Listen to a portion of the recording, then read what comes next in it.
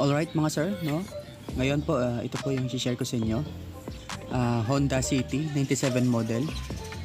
So ito po ang nangyari. Humalo yung langis sa coolant. Ngayon po, tingnan nyo po ang ating loob ng valve cover natin. Parang putik na. Grabe yung pong singout po talaga ng cylinder head. So ang gagawin po dito mga sir, i-top overhaul ko to. So abangan nyo po kung paano ko po i-top overhaul tong sasakyan. I-share ko sa inyo step by step. Alright?